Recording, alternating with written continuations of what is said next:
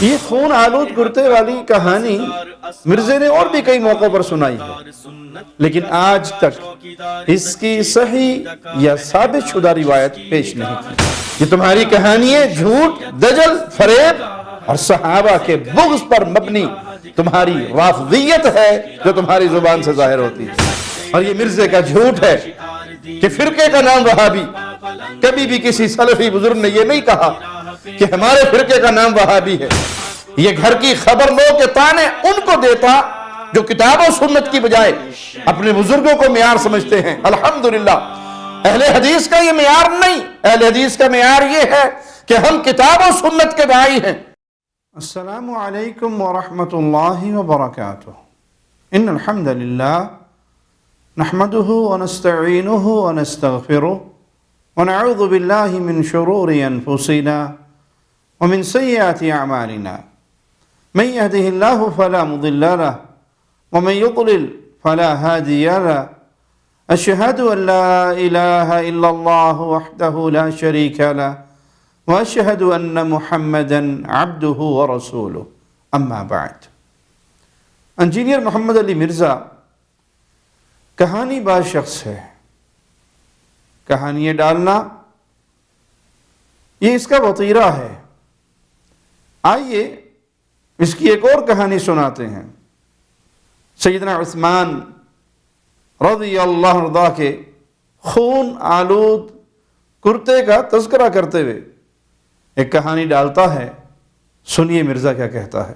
اور یہ ہمیں آگے باتیں کرتے ہیں جی حضرت عثمان کے مخالفین ہوتے ہیں۔ حضرت عثمان بھی تسی مروایا ہے سرکار، بنو امیہ نہیں مروایا ہے۔ بعد میں پھر خون آلود جو ہے نا کرتا جا کے جامعہ دمشق میں لٹکا دیا ہے، پوری کہانی ایک جمع کرنے کے لیے۔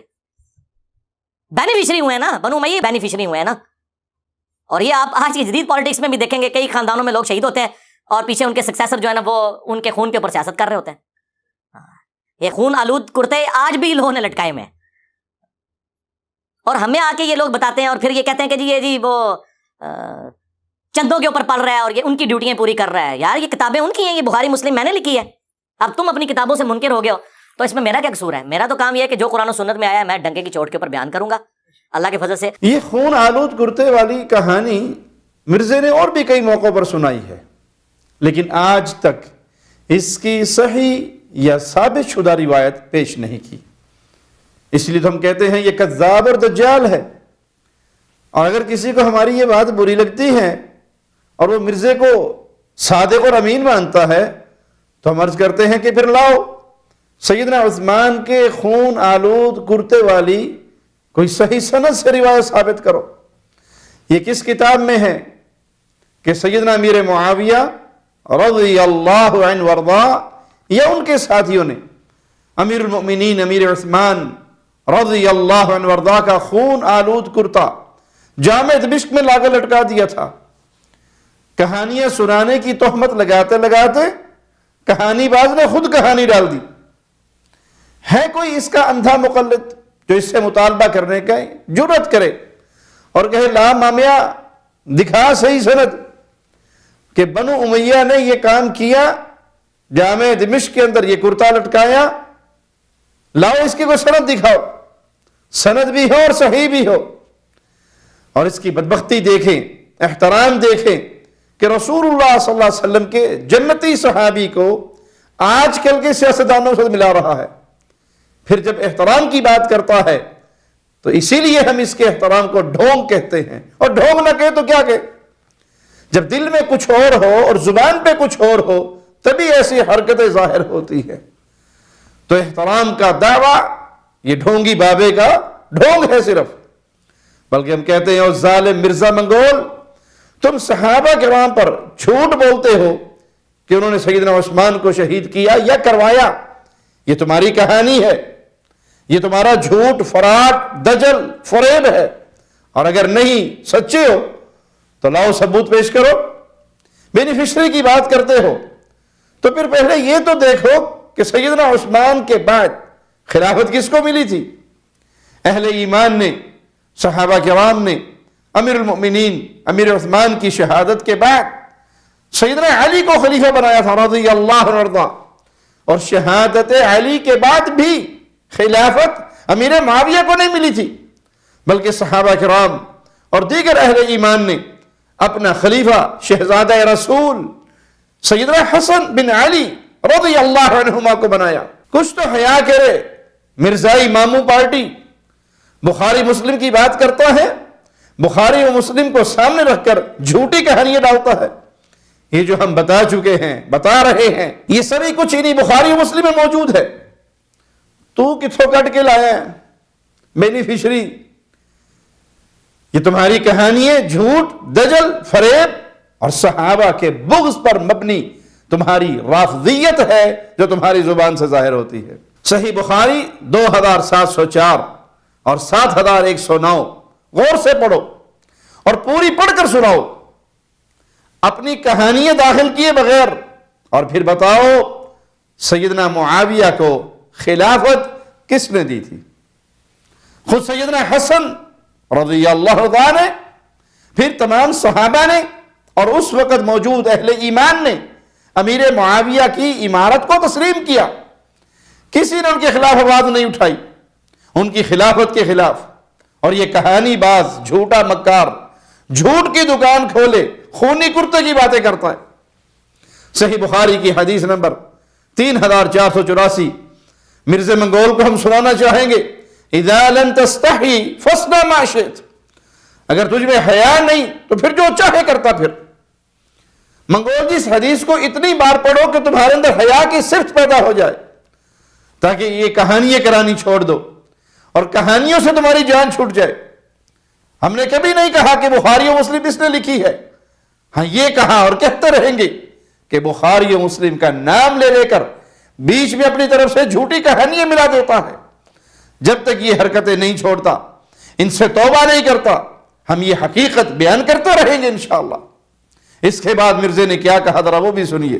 اور اپنے گھر کی خبر لو، تمہارا ابا جس کے اوپر تمہارے فرقے کا نام ہے وہابی، اس کے بیٹے عبداللہ بن محمد بن عبد الوہاب نے ایک کتاب لکھی ہے سیرت الرسول، فری پی ڈی ایف ہماری ویب سائٹ سے ڈاؤن لوڈ کریں۔ خلفائے راشدین کے اوپر چیپٹر باندھے ہیں، اس نے وہ جملے لکھے ہیں کہ ان کی کانپے ٹانگ ہے۔ منگولیا دے منڈیا خواب دیکھنے تے دیر تے کوئی پابندی نہیں۔ آپ جیسے ماموں پارٹی جاگتے رہے خواب دیکھتے رہے، ہم نہیں روک سکتے۔ کام پہ ٹانگ کس کی جاتی ہیں یہ سبھی دیکھ چکے ہیں۔ جب شیر اہل السنہ اہل الحدیث کے عظیم مجاہد فضیلت الشیخ ابو یحییٰ نور پوری حفظہ اللہ تمہارا دروازہ کھٹکھٹا رہے تھے اور مرزے نے اندروں کنڈی لائی سی، ادو باہر کیوں نہیں آیا مامیا؟ تمہارے اوپر بزدلی کے بادل چھائے ہوئے تھے، تو بزدل شخص کی زبان سے ایسی باتیں اچھی نہیں لگتی۔ جس بزدل کا یہ حال ہو کہ علماء اس کو منتیں کر رہے ہوں کہ چند منٹوں کے لیے ہمارے سامنے بیٹھ جائے اور اس کی کانپیں ٹانگتی رہے، وہ لوگوں کو یہ تانا دیتے ہوئے اچھا نہیں لگتا۔ اور یہ مرزے کا جھوٹ ہے کہ فرقے کا نام وہابی، کبھی بھی کسی سلفی بزرگ نے یہ نہیں کہا کہ ہمارے فرقے کا نام وہابی ہے۔ بلاد حرمین سعودی عرب کے اندر وزارت شؤون اسلامیہ کی جانب سے ایک کتاب شائع ہوئی، اسلامیہ لا وہابیہ، جامعۃ الامام کے قسم العقیدہ کے استاد دکتور ناصر بن عبد الکریم العقل حفظہ اللہ کی یہ تالیف ہے۔ کئی مکتبات نے اس کو شائع کیا ہے۔ اس کے صفحہ 18 پر وہ وضاحت فرماتے ہیں، وَإِطْلَاقُ الْوَهَابِيَّةِ عَلَى هَذِهِ الدَّعْوَةِ الْإِصْلَاحِيَّةِ أَوَّلًا مِنَ الْخُصُومِ، پہلے اس اصلاحی دعوت پر وہابیت کا اطلاق مخالفین کی طرف سے ہوا، اور وہ اس کا اطلاق بطور نفرت، طنز اور عار دلانے کے لیے کیا کرتے تھے۔ یہ نام اہل السنہ نے، اہل الحدیث نے، سلفیوں نے اپنے لیے نہیں اختیار کیا، بلکہ دعوت توحید کے مخالف لوگوں نے طعنہ اور طنز کرنے کے لیے اس لفظ کو استعمال کیا۔ دکتور مزید فرماتے ہیں، وَلَمْ يَكُنْ اسْتِعْمَالُ الْوَهَابِيَّةِ مَرْضِيًّا وَلَا شَائِعًا عِنْدَ أَصْحَابِ هَذِهِ الدَّعْوَةِ، لفظ وہابیت کا استعمال اس دعوت کے حاملین اور اس دعوت کے قبول کرنے والوں کے ہاں پسندیدہ اور عام نہیں تھا، اور اکثر انصاف پسند ان کے لیے یہ لفظ بولتے بھی نہیں، کیونکہ وہ جانتے ہیں کہ یہ تو مخالفین کا پروپیگنڈا ہے۔ مزید فرماتے ہیں، وَأَتْبَاعُ هَذِهِ الدَّعْوَةِ لا يرون صواب هذه تسمیہ الوہابیہ، اور اس دعوت کے پیروکار اس وہابی نام کو صحیح بھی نہیں سمجھتے۔ مزید سنیے دکتور عبد الکریم حفظہ اللہ کیا فرماتے ہیں، وَمِن فَضْلِ اللَّهِ عَلَىٰ اتباع هذه الدعوة المباركة أن لقب الوهابية من الخصوم في كثير من الأحيان يحمل معاني الإيجابية۔ یہ اس بابرکت دعوت کے پیروکاروں پر اللہ تعالیٰ کا فضل ہے کہ مخالفین کی طرف سے دیا گیا یہ وہابی لقب اکثر اوقات مثبت معنی کا حامل ہوتا ہے، اور اس دعوت کے اکثر حاملین اور اکثر اہل سنت اس سے عزت و شرف حاصل کرتے ہیں، اگرچہ مخالفین اسے طنز و عیب کے طور پر بیان کرتے ہوں۔ پھر شیخ نے اس کی مختلف مثالیں بھی بیان کی۔ خلاصہ کلام یہ کہ ہم نے نہیں کہا کہ ہمارے فرقے کا نام وہابی ہے، اور اگر کوئی اسے کہتا ہے تو ہم اسے عیب اور عار نہیں سمجھتے، کیونکہ اللہ کا ایک وصف الوہاب بھی ہے، اور ہم اس رب کے ماننے والے وہابی ہیں، تو اس وجہ سے ہم بھی کہہ دیتے ہیں آج تو ہو گئی وہابی وہابی۔ باقی یہ مرزے کا خالص جھوٹ ہے کہ ہم امام الدعوہ شیخ الاسلام محمد بن عبد الوہاب رحمہ اللہ کی نسبت سے خود کو وہابی کہتے ہیں۔ اگر ان کی نسبت سے ہم نے اپنا کوئی نام رکھنا ہوتا تو شیخ الاسلام کا نام محمد تھا، پھر ہم محمدی کہلواتے، اس نسبت سے ہمارا نام محمدی ہوتا، ہم ان کی طرف نسبت کرتے، ان کے والد کی طرف نہیں، اور ہم جو اپنے آپ کو محمدی کہلاتے ہیں تو ہماری نسبت امام الانبیاء، امام کائنات، امام اعظم، قائد اعظم محمد الرسول اللہ کی طرف ہے۔ ہم رسول اللہ صلی اللہ علیہ وسلم کے امتی ہیں، اس لیے اپنے آپ کو محمدی کہلاتے ہیں۔ قرآن مجید برے القابات سے منع کرتا ہے، نہ کہ اچھے القابات سے، تو رسول اللہ صلی اللہ علیہ وسلم کی طرف نسبت سے محمدی ہونا یہ ایک اچھی نسبت ہے۔ رہی بات کتاب مختصر سیرت رسول کی، تو مرزا شیخ عبداللہ رحمہ اللہ کے پیچھے چھپنے کی بجائے صحیح اور ثابت روایات سے اپنا مقدمہ لڑے۔ ہم شیخ عبداللہ رحمہ اللہ کو معصوم عن الخطا قطعا نہیں مانتے، اور نہ ہی ان کی کتاب کو غلطیوں سے پاک کتاب مانتے ہیں۔ یہ گھر کی خبر لو کے تانے ان کو دیتا جو کتاب و سنت کی بجائے اپنے بزرگوں کو معیار سمجھتے ہیں۔ الحمدللہ اہل حدیث کا یہ معیار نہیں، اہل حدیث کا معیار یہ ہے کہ ہم کتاب و سنت کے داعی ہیں، قرآن اور حدیث میں جو آیا اس کو مانتے ہیں اور اس کا دفاع کرتے ہیں۔ اگر کسی نے ہم پہ اعتراض کرنا ہے، قرآن پہ اعتراض ہوگا تو ہم سمجھیں گے ہم پہ اعتراض ہوا ہے، حدیث پہ اعتراض ہوگا تو ہم سمجھیں گے ہم پہ اعتراض ہوا ہے۔ کتاب و سنت کو چھوڑ کر اگر کسی اور چیز پہ اعتراض ہوتا ہے تو ہم تو داعی ہیں کتاب و سنت کے، ہم تو خادم ہیں کتاب و سنت کے، ہم تو کتاب و سنت کی دعوت کو اپنے سینے سے لگاتے ہیں، اور ہم معصوم مانتے ہیں صرف امام الانبیاء، امام کائنات محمد رسول اللہ صلی اللہ علیہ وسلم کو۔ آپ کے بعد آنے والوں سے غلطی کا امکان ہے، اس لیے امام مالک رحمہ اللہ کہا کرتے تھے امام الانبیاء آقا علیہ الصلوۃ والسلام کی مبارک قبر کی طرف اشارہ کر کے کہ دنیا کے ہر بندے کی بات قبول بھی ہوگی رد بھی ہوگی، سوائے جو یہ اس مبارک قبر میں آرام فرما رہے ہیں، ان کی کوئی بات رد نہیں ہوگی۔ تو ہم تو کسی کو معصوم نہیں سمجھتے، اور کسی کے قول کو، کسی کی بات کو حرف آخر نہیں سمجھتے۔ ہم ہیں اہل الحدیث، کتاب اور سنت، یہ دو چیزیں اللہ نے اور اس کے رسول صلی اللہ علیہ وسلم نے ہمیں دی ہے۔ کوئی ان دو پہ اعتراض کرے گا تو اعتراض ہم پہ ہوگا۔ تو یہ باپوں کی باتیں کر کے بابی نہ بنے، اپنا مقدمہ لڑنا ہے تو صحیح سند کے ساتھ روایات لے کر آئے اور اس کی بنیاد پہ اپنا مقدمہ لڑے۔ آگے مرزے نے پھر سے سیدنا علی رضی اللہ عنہ وارضاہ کی طرف یہ بات منسوب کر دی کہ انہوں نے فرمایا، اس کا مطلب ہے کہ پھر سیدنا حمزہ کو رسول اللہ صلی اللہ علیہ وسلم نے شہید کروایا۔ اگر مرزا کذاب و دجال نہیں ہے، اپنے دعوے میں سچا ہے، تو صحیح سند سے سیدنا علی سے یہ بات ثابت کر دے۔